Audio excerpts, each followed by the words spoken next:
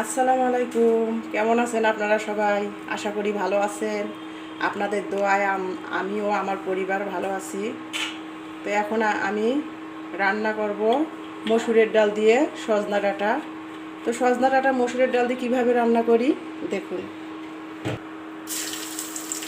ডালটা গরম হয়ে গেছে, আমি পেঁয়াজ কুচি দিলাম, পানি দিয়ে দিলাম, আদা রসুন বাটা দিলাম, স্বাদ মতো লবণ দিলাম, হলুদের গুঁড়া, ধনিয়া গুঁড়া। এখন আমার এই যে ধুয়ে রাখা সজনাটা আমি দিয়ে দিব। তো এখন আমার সজনা ডাঁটাটা প্রায় কষা হয়ে গেছে, সিদ্ধ হয়ে গেছে। এখন আমি শুকনো হয়ে গেছে, পুরা সিদ্ধ হয়ে গেছে কষাতেই সজনা ডাঁটাটা প্রায় আমার। এখন আমি সিদ্ধ করে আগে রেখে দিয়েছিলাম মসুরের ডালটা, এটা এখন আমি দিয়ে দিব।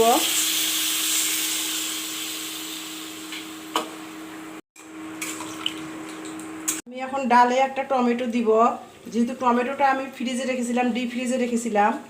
টমেটোটা বরফ হয়ে গেছে, টমেটোটা বরফ থাকা অবস্থায় আমাকে কাটতে হবে, না হলে পরে বরফটা ছাড়াই গেলে আর টমেটোটা আমি কাটতে পারবো না।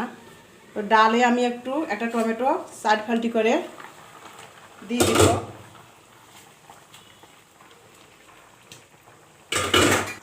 টমেটোটা বরফ খুব হাত ঠান্ডা হয়ে গেল। তাছাড়া ডিপ ফ্রিজে রাখা টমেটো এরকম বরফ থাকা অবস্থায় কাটতে হয়, পরে কাটা যায় না। ইলমা দেখো তো লবণ হয়েছে কিনা, দাও।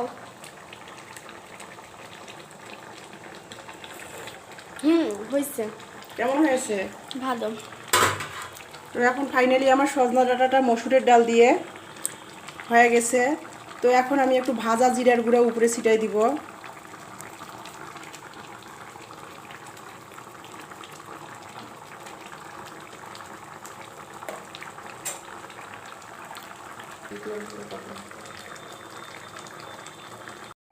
তো এখন এদিকে এটা যেহেতু রমজান মাসে যেহেতু রোজা রাখা হয়েছিল, রমজানের সাক্ষী রোজা হিসেবে শাওয়াল মাসের রোজা রাখা হয়েছে। আমি 2টা রোজা দেওয়ার পর একটু অসুস্থ হয়েছি, আমি আর রোজা করতে পারতেছি না।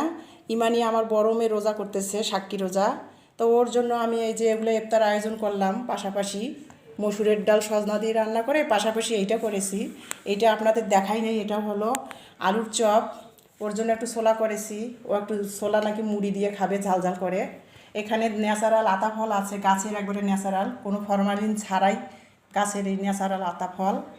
তো এইটা দিয়ে আজকে ইমানি ইফতার করবে। এই যে এখানে ওর লেবুর শরবতে একটু ঠান্ডা পানি ঢেলে দিচ্ছি, যেহেতু প্রচুর গরম, এত গরম যে কল্পনার বাইরে। ওর জন্য একটু ঠান্ডা পানি দিয়ে লেবুর শরবত বানালাম। আজান দিচ্ছে, আম্মু খেতে আসো, ইফতার করো।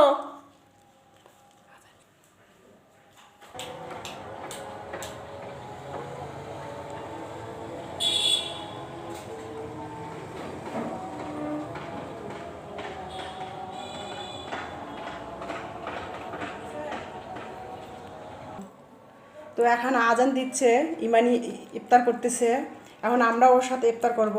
তো আমার ভিডিওটা যদি ভালো লাগে সবাই লাইক দিবেন, সাবস্ক্রাইব করবেন, আমার পাশে থাকবেন। ধন্যবাদ সবাইকে। আসসালামু আলাইকুম।